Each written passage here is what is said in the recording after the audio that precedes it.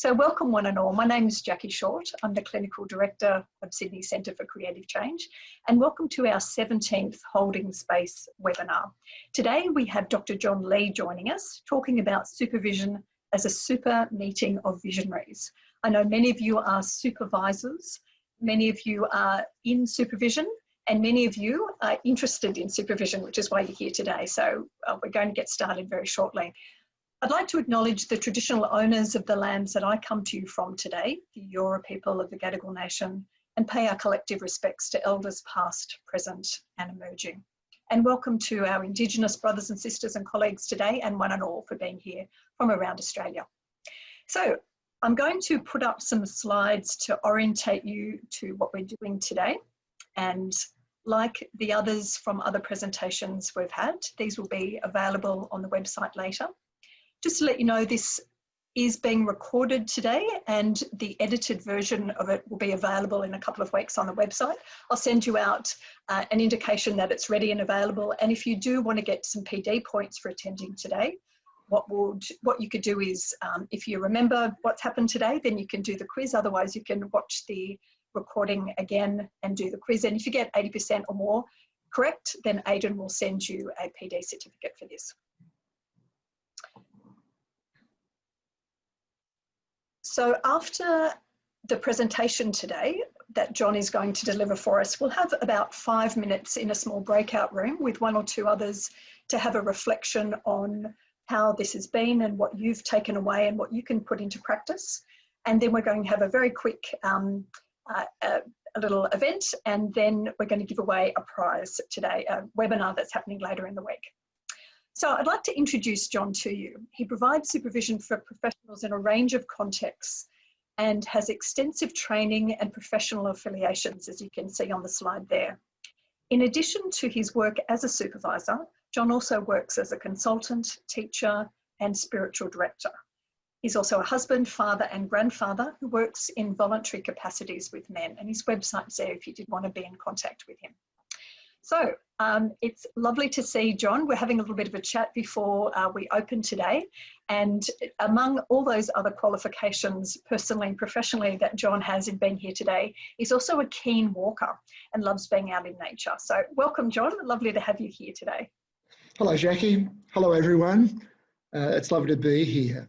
And a special welcome to all those folk around Australia who are joining us, and particularly remembering our friends in Melbourne who have those extra strains of the lockdown.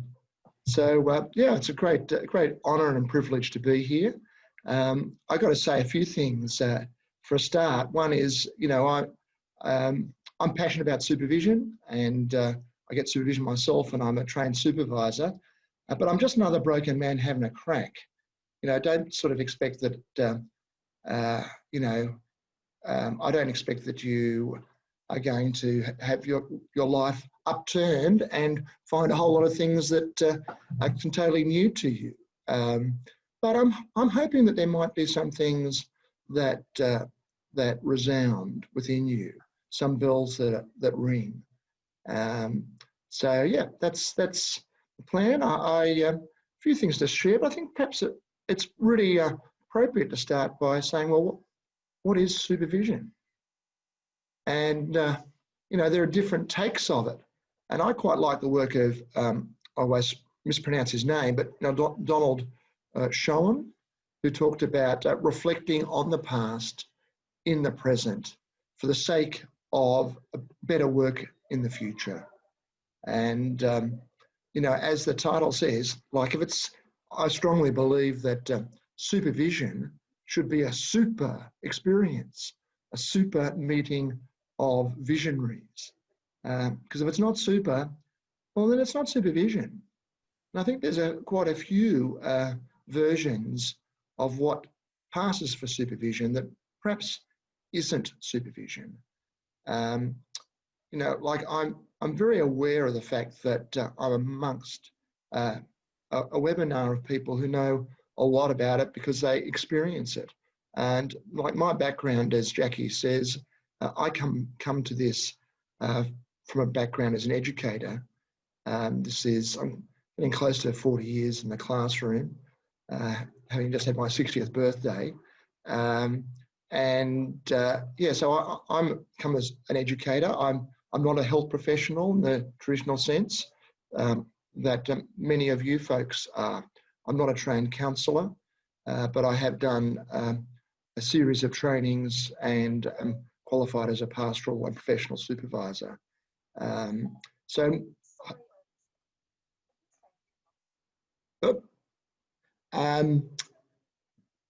pardon me, just had my phone on silent, but there we are. Sorry about that. Yeah, so my sense is that it's really good to be clear about what supervision is and what supervision isn't.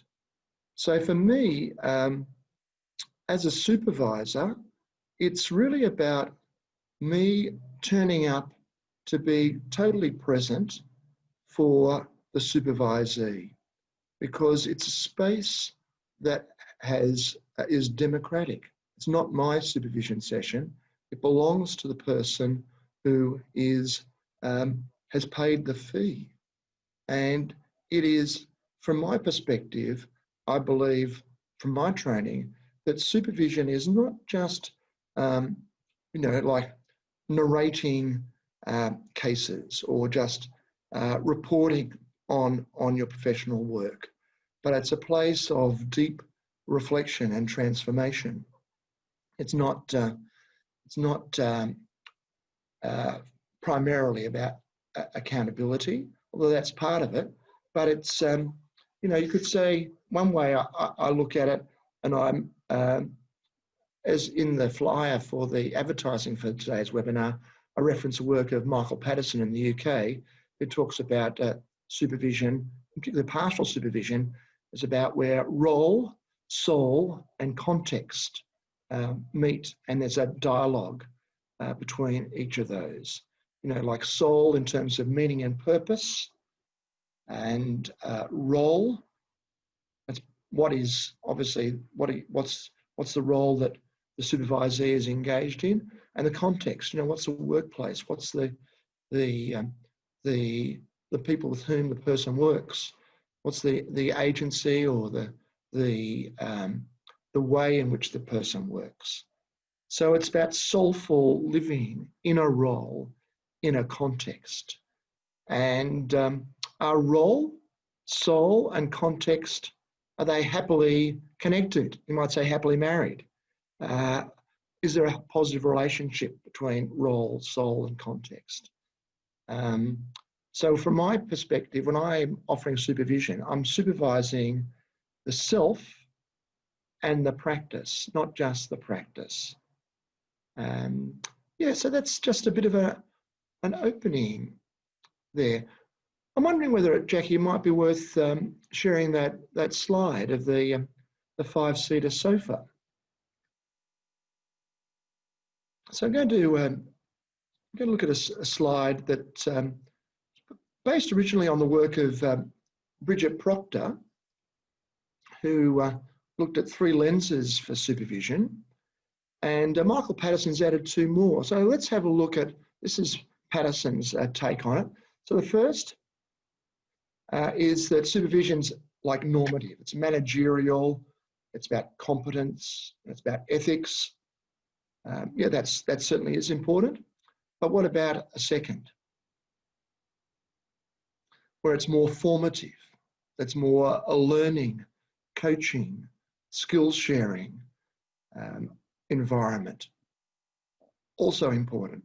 What about a third, where it's restorative? Is the supervisory experience pastoral and life enhancing, or is it just palliative of helping people to sit in situations that are difficult? Or is it taking people further, or it's just simply sitting in the pain? What about the fourth?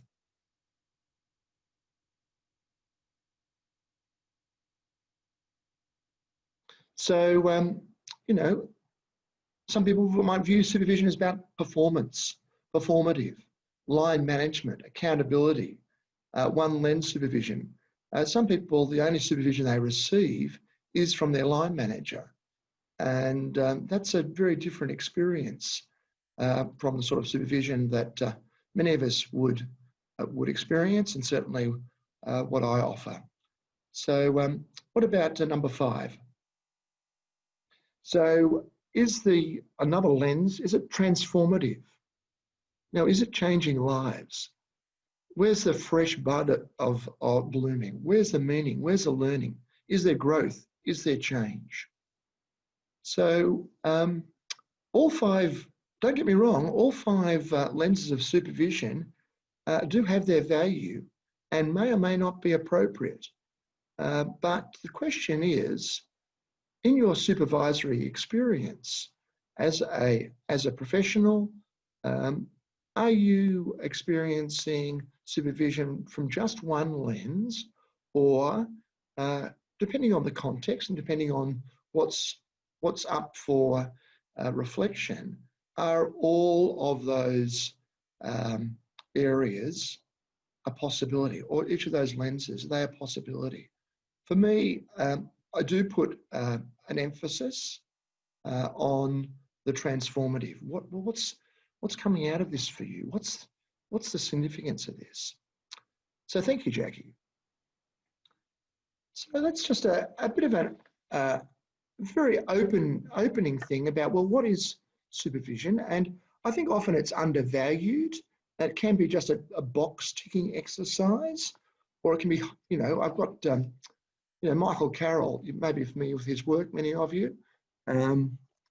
He's written extensively and over the years has run plenty of PD in Australia.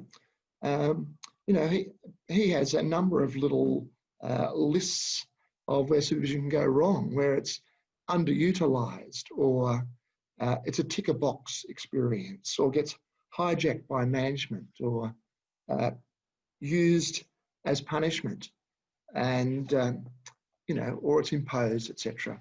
I have to share a little story. Pardon me. So amongst the people I offer supervision to is principals who are often incredibly isolated, and the employing authority, the parents, the government, everybody wants more, but they are in a difficult situation. Anyway, one of the folks who I offer supervision to approached his employing authority and said, look, I'd like to engage a supervisor. In fact, this is the supervisor, this is what's the cost, and will you pay? He asked the employing authority representative. To which the employing authority representative said straight up, yes, of course we'll pay. And I'm sorry to hear that you're not coping, which is totally the reverse, because this particular person is like an educational leader and is a really good operator, but it's just because supervision is probably unfamiliar to many in education. So that's a few introductory comments about supervision. I don't know whether you have any question at this stage, Jackie, or I might talk about getting the most out of supervision. You mentioned that the transformative was one of the lenses that was very important to you. In the supervision that you offer, would there be a secondary in importance, or does it depend on the context?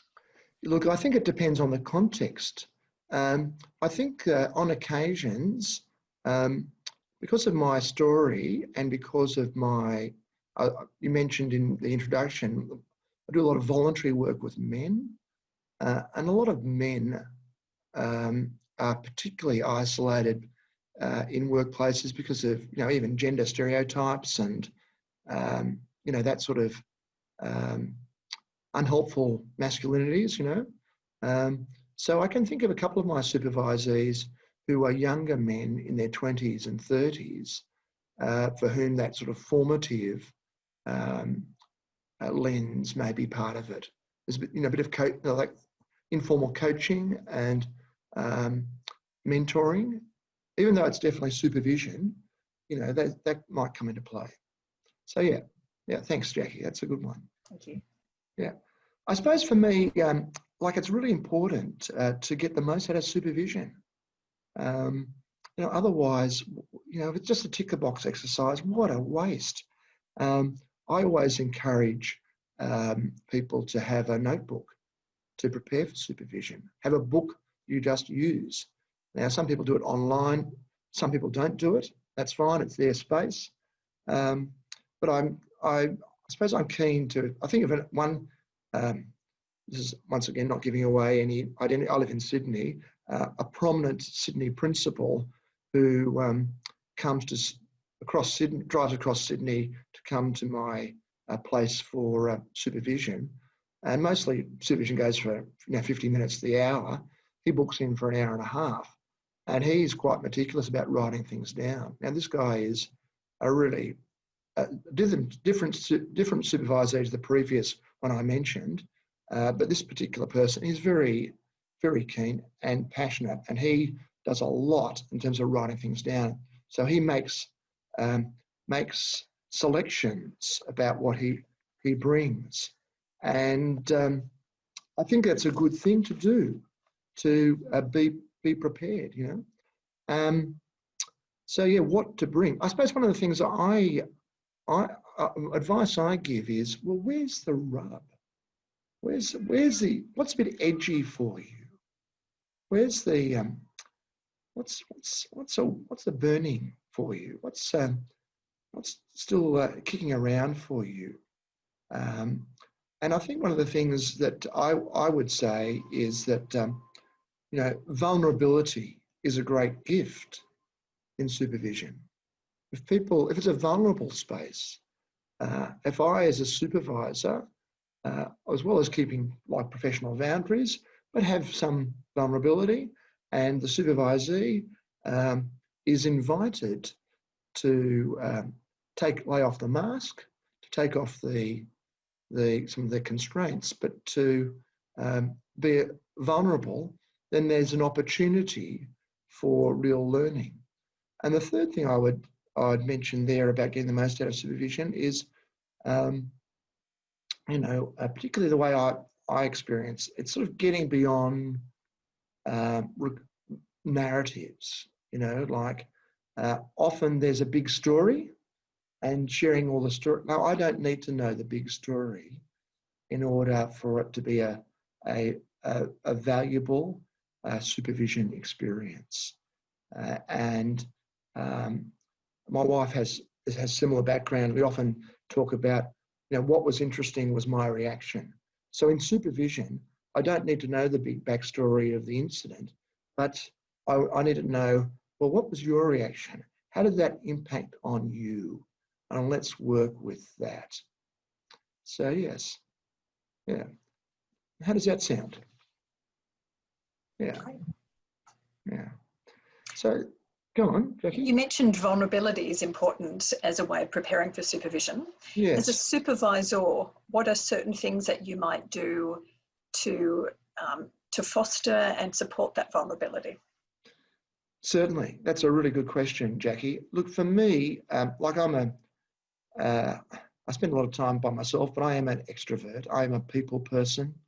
You know, I'm famous for engaging young people at the checkout. I'll go to the checkout rather than the self-scanner. So I think those sort of human personal qualities of building a relationship are just seminal stuff in creating a space that's where vulnerability is welcome. You know. So important. Yeah, thanks, John. There's a couple of other questions that people have asked. Is it okay if I ask some of these? Yeah, please. Yeah. You mentioned Donald Sheehan, was it before? Yeah, Shawan. It's Donald, as in the Trump, Donald, yeah, and his surname. It's Schon, and I'm sure that it's, he wrote important material on reflective practice. Yeah. And I think there's a couple of accents over the O, but if you, you know, if you look at reflective practice and put his name in, you'll find it. Yeah. So the quote that you know, reflecting on the past in the present for the sake of work in the future. Lovely. Yeah. And another question here from Manda. about how best to sell transformative supervision to those organisations who only budget for performative to be provided by line managers? Yeah, that's a really good question. Look, I suppose from my experience, look, I can speak most directly about education because that's my background. And look, I'm a supervisor because I was on the leadership team of a school, and the principal offered it to all the leadership team. And I was dealing with some tricky stuff, and I put my hand up and said, yeah, I'm up for it. I don't think anybody else said yes to it. But he had his vision for supervision, and so there was a budget line for it. But for a lot of educational organisations, they don't have a budget line.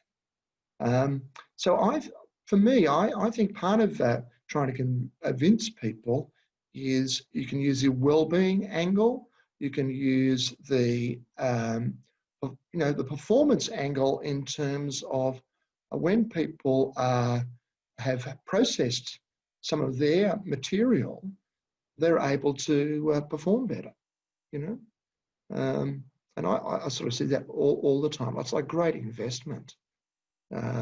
So yeah, I have some educators who pay for themselves because their employing authority doesn't have a budget line. They do it off their own bat.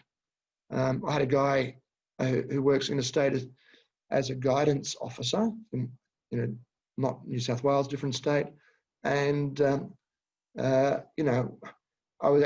he asked me to be a referee for him. He was going for a job in another setting. So with his agreement, I said, certainly I would be happy to do that. And the principal of the new school was saying, well, does this person take care of himself? And I said, well, yeah, in fact, classic case is, well, of course, he pays my fee. He gets supervision off his own bat. So I really think it does take advocacy, and I think the way to go is well-being and job effectiveness. And it's not a deficit model. It's a positive. It's a positive. You get more bang for your buck. You think of what you spend on salaries, and if you were to have a small budget line for supervision that's not in-house, that I think that's a suggestion I'd make. Yeah. Thanks, John. Great. Yeah. So maybe I'll just talk a little bit about a supervision session, and I just might share a couple of things from my perspective as a supervisor, because I know some of you are supervisors. So one of the things I've become very conscious of is what happens prior to supervision. I have some people who see me in person, but a lot of my folk are on Zoom these days across the country. But I think prior can be very interesting, because it's almost like, you can get little messages from the cosmos, so to speak, bit of pre-transference. Like, what's my reaction when I check my schedule and I see so-and-so is next?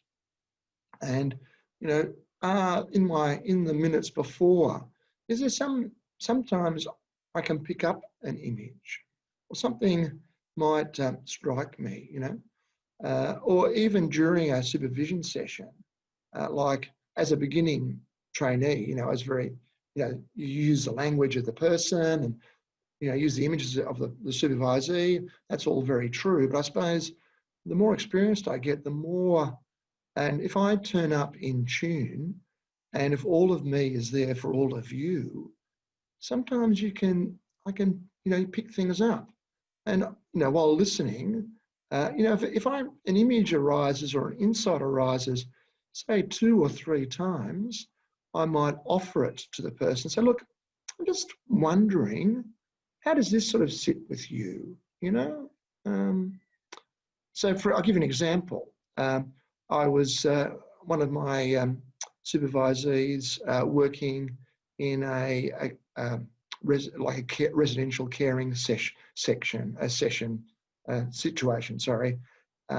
One of a senior woman, very experienced, And anyway, she was just talking about some of the challenges. Actually, it was in aged care. Okay, so you can imagine aged care in Corona times, really difficult. And anyway, what an image came to me. Some of you may be familiar with, there's a program called Rock and Water that was run pretty extensively about 10 or 20 years ago in Australia for teenagers, often teenage boys, about being like water and going with the flow and being a rock and being resilient. No, I hadn't thought about it for years, but I was just in the supervision session, it kept bubbling up. And I offered it to her as an image, and she went with it. And, at the end of the session, she came back to that. And even, 6 weeks later, another supervision session, she said how much that had been really important for her in the intervening weeks. So, yeah, it's interesting. Is there anything else that pops to mind, Jackie? I'm wondering, I could talk about a couple of modalities for use in supervision, or what do you think? Happy with that? Yeah, sounds great. Yeah. Well, here we are with Jackie, of course, and you're obviously using creative medium all the time. So my question to people on the webinar, do they use creative medium in supervision? Do you bring along a drawing? Do you bring along a photo? That might be a good question to ask. If you want to pop that in the chat box. So for those of you who either are supervising or being supervised, to what extent do you use creative methods in your process work? And if you do, what sort of creativity might you use? Would you use music or pictures or metaphors? What sort of creativity, if any, might you use in supervision as either a supervisor or a supervisee? So just as those are coming into the chat, I'll read some of those out, John, so you've got a sense of the audience and the sort of things that people might be using already as creative sort of work. Yeah. I guess like you, I'm only working on, I think you said you're doing some in-person work as well. I'm only doing online supervision at the moment. So yes, I think it presents a few more challenges, but I think it is also possible to use creativity online. I've got a comment here from Judy, art making as both supervisor and supervisee. Yeah, excellent. Fantastic. And Penelope's, Candy does creative work. Penelope's saying I use art making and offer the supervisee to bring an artwork to the session, which we can discuss. They can send it to me prior, we can both look at it. Kim uses a grounding body work to begin most group supervision and recently have begun to use storytelling of short folk tales. Kim's running a narrative therapy supervision group for us. Again, at the moment, she's got 2 groups running, so very creative in her work. Amanda, as a supervisee, uses art making as a way to reflect on my state and my work with clients, and would love to use creative methods as part of group supervision. And Gay, as a supervisor, I use art therapy processes, create images, words, what they bring, objects in the home while zooming. And Faye, use of symbols, including picture cards. So great collection of different creative forms that people are using. Is that something that you would use at all, John? Or Certainly. If not, what are some of the other methods you use? Certainly. Yeah, look, I do make use of those. As a supervisee, I've used myself, in my early days, I used interplay with my supervisor at the time, was familiar with that. I think that you can also use something simple like objects in the room. Where is there something in the, particularly with Zoom, you may have a kit that you have in person, but asking people, look around the room. Is there something in the room that represents what you're saying? So I think that can be really good. A couple of other things that I sort of that leads into is as I've through my own experience of being supervised in PD, I'm making much more use of what might call distillation questions in supervision. So where somebody shares, and then I say, okay, let's just pause there So of what you've just said over the last 10 minutes or 5 minutes, what's the most important thing that you have heard yourself say there? And that means that just takes the reflection down another level, and it helps the supervisee to make those connections. And look, it may be that I use distillation questions, 2, 3, 4 times in the body of a supervision session. The other one I'd throw in is the use of an inner wise guide. So, for example, and I won't go into it in great detail, but when somebody gets a bit stuck, it might say, well, okay, is there somebody in truth or in fiction or film or a book, could be, who you would like to bring into the session today as your inner wise guide? So I had somebody in a school context working like a guidance officer who he chose to bring in Maximus, as in Russell Crowe Gladiator. That's it. So basically, what we then do is we work with Maximus and say, well, what's Maximus going to say to you in this situation? And it's amazing how that can work, can help shift things. And even particularly if you can shift a chair. So you go and move chair. You can do that on Zoom, even when they're, on the other end of the screen. Go and sit in another chair. Go and be Maximus. What's it like? What's Maximus have to say? It can be a really positive thing. And then depending on how it goes, it may even be something that has a bit of legs, and you can say, well, how are you going to take this forward?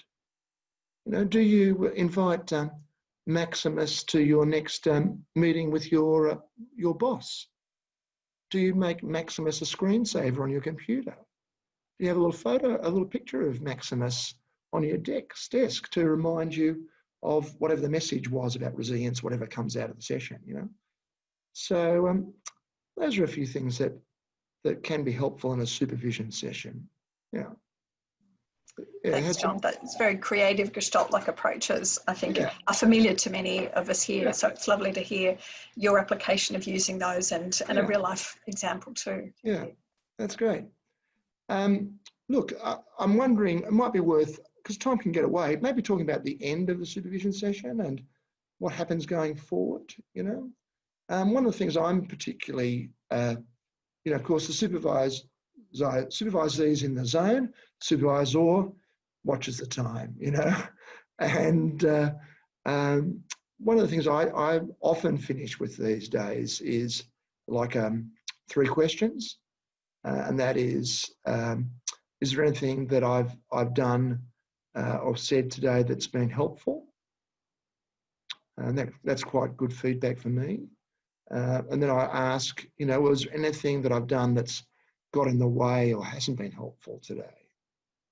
And that's an opportunity for feedback too. And then say, well, what's a bit like this distillation question. So what's the big message coming from supervision today for you? And so we tease that out a bit. And sometimes it can be, well, do you have a sense of how you're going to take it forward? I mentioned the principal who used to drives across Sydney to come to my room, who books in for the hour and a half. And he often says, the drive home is when a lot of the extra constellation of ideas and learning going forward happens, So my big thing is of course, supervision doesn't promise solutions or answers. It does promise an opportunity for reflection. an opportunity for analysis to examine something and maybe get some shifts. But, like people work in dire circumstances, or in circumstances there aren't any, magic wand solutions. But often there can be a shift. So yeah, it's a bit of a sense of where I see it. I see it's about being able to return to the workplace and be an instrument of change. It's not just applying a band-aid and say, well, go back and be asleep in a toxic workplace. It is about transformation.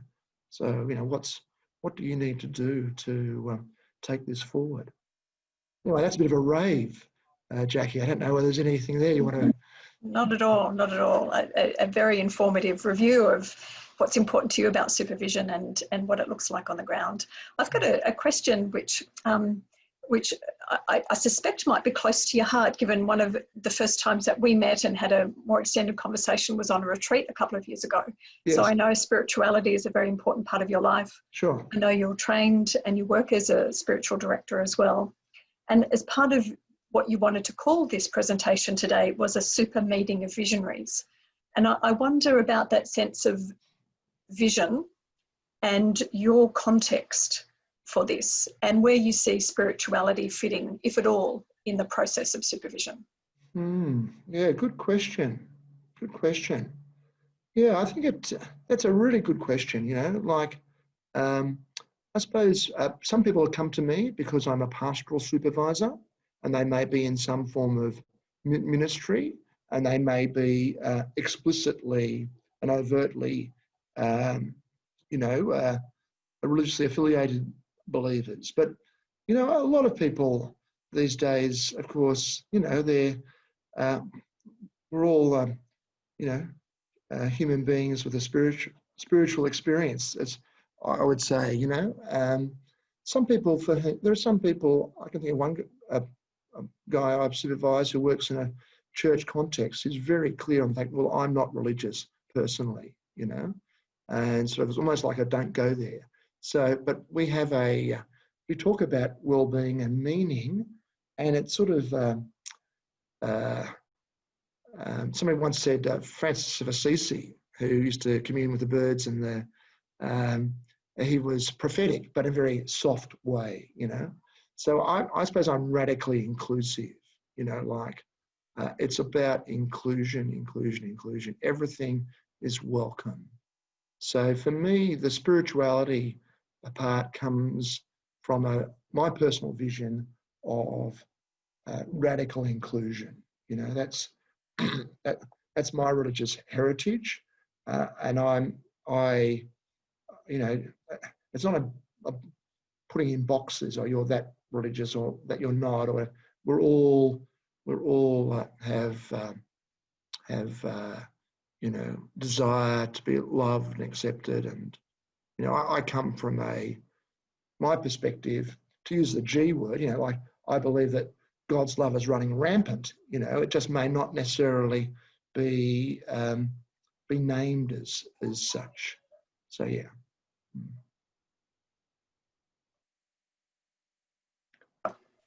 Lovely inclusive answer. Thanks, John. Okay, thank you. I've got another question here. Are you happy to take some questions at this point? Sure. Yeah, go for it. Fantastic. So do feel free to type any comments or questions you'd like into the chat. I can read those out for John. It's a question from June. When people feel hopeless, how do you talk about hope for the future? Yeah. Look, for me, I don't have any magic answers, but when people feel hopeless, the most important thing is to be heard. So I'm there. I try and be 100% present to hear, and in that process of being heard, sometimes it can be some shift. I suppose for me, the focus of supervision, it's all about their work, workplace, ministry, whatever it is. I'm not a trained therapist. I'm not an existential therapist. I'm not a counsellor. So everything in supervision, it's for the purpose of better serving the absent other, so to speak, the people beyond the room. So I'm hoping that the hope can be from as a byproduct of the experience. Yeah, thank you. June, I just noticed you had a question in there before about another client, and I'm wondering if that's the same, and I suspect that John's answer there would have covered that one too. There's a question from Penelope: what is one lens supervision? Okay, yeah, so yeah, I was just using that, at the beginning we had Bridget Proctor's three lenses, and then Michael Paterson made it 5, the 5-seat sofa. So I suppose a one lens is, if, let's say, for example, you just see it as managerial. That's what supervision is. It's just about managing performance. That could be an example of one lens, or it could be to say, no, I'm just here as a coach, you know. Whereas I think that good supervision you could be as a supervisor sitting on any one of those 5-seat sofas, any one of the 5 cushions at different times, from time to time. Yeah. Thanks. Yeah. Question from David, who's interested to understand what your experiences are, John, as a supervisee. What have been the keys for this to be most effective for you? And what have you found to be the most beneficial? Yes, speaking as a supervisee, my experience of being a supervisee, yeah, for me, look, it's just having to be being listened to. When I was working in a school context, it was difficult. Having the supervisor validate that some of what I saw as complexities were complex. You know, didn't have rocks in my head. So yeah, I think it's a great thing to be listened to, you know. And currently, of course, as a supervisor, professional supervisor, I'm part of supervision. So a group supervision. I also have a trained supervisor trainer who I go to for supervision. And yeah, the fact that my supervisor is totally present, and I can put anything out there, you know, related to supervision. Yeah. Thanks, John. This was the first question from June. She's just typed in, it wasn't quite the same client. She wanted to know about a client that she's worked with who's only received performance line management as supervision for 6 years while they were working with highly traumatized clients. And now this person feels like they've got post-traumatic stress. How might you start to work with this client who's definitely feeling stuck? Well, look, I'd have to say first up that that person's needs may well be beyond the scope of my supervisory practice, because I'm not a mental health professional, and somebody suffering post-traumatic stress disorder from poor supervision, I don't think I would necessarily be able to help that person, if you know what I mean. Like I would want to be more, have a stronger background in mental health. So yeah, you know, if it's the sort of person that I had a conversation with, a one-off supervisory conversation, if we got to that, I'd be probably making suggestions about them going elsewhere, because I'm conscious of the fact that I need to stay in the end of the pool that's my area of competence. I think that's a great reflection, John, about also the differences between counselling and supervision. And for those of us who are working in the mental health profession, there can be a little bit of overlap. What would you see are the critical differences between providing listening in a counselling capacity and listening in a transformative or reflective capacity? For either counselling or supervision, or you mean? Yeah, so if someone was listening as a counsellor, how might that be different to someone who's listening as the most effective supervisor? Right, yes. Look, I think I suppose I just see that supervision is a different thing. You know, like I do get alarmed when people say, come to me for supervision, but they've had no training in supervision. They're not having ongoing formation and professional development in supervision. They have no accountability as a supervisor, and they're not receiving, they're not in supervision on supervision. So I think that, you know, like I see them as being different things. You know, for me, like like I'm trained as a spiritual director, as you mentioned. I'm trained as a supervisor. Obviously, and I'm not a counsellor, but all of these things involve intentional presence and skills. But they can have a different purpose in mind. You know, like for me, supervision, the focus is on work, really, their professional practice. As for spiritual direction, it's really like the cosmos, the inner journey, grace of God, mystery, you know. So yes. Thank you, John. If there's no further questions at this time, what we might do, if it's okay with you, John, is have a bit of a break now, and Aidan's going to invite you into a breakout room. And if I could ask you to reflect maybe on the distillation questions that John has presented today. So is there anything that's been said here that could help you? And what's the most important thing you've heard that's been said today? So anything that's been said that could help you, and what is the most important thing you've heard here today? So just those two questions, if you could reflect on. Welcome back, everybody. It would be great to get some reflections on some of what you might have been sharing just now in your small groups. Would anyone who's back here like to share some of what they discussed in their small group? Just put your hand up. I should be able to see most of you. Maria Elena, do you want to unmute?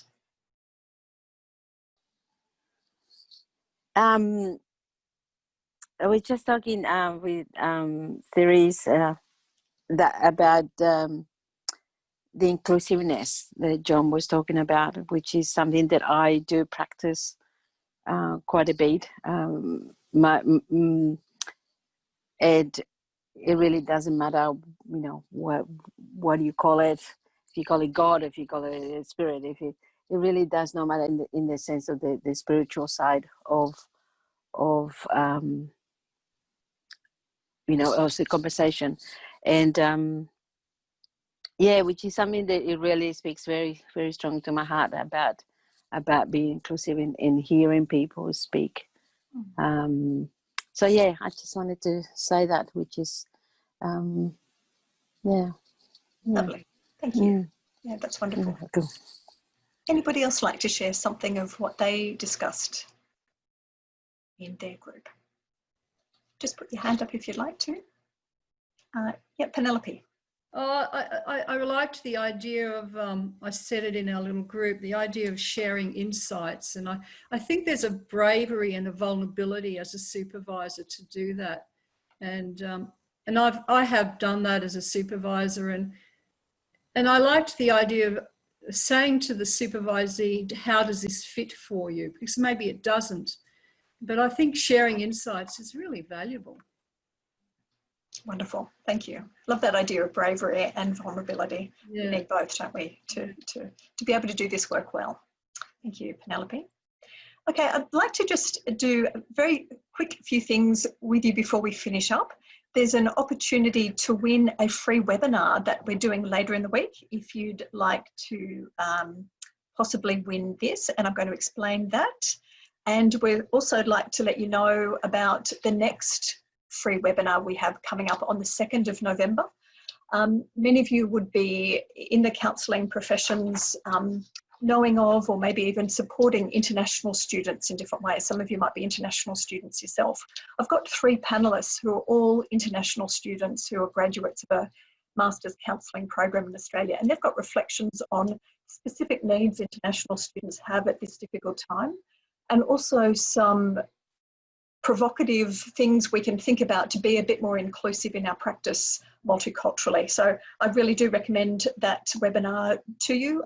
If you'd like to come along to that, please register. It's available on the website now. And thank you especially to John today for your insights, for your wisdom, and for sharing these with us so generously today. So if we could all give John a big round of virtual applause before we finish up today, and we'll say thank you, John, for being here with us.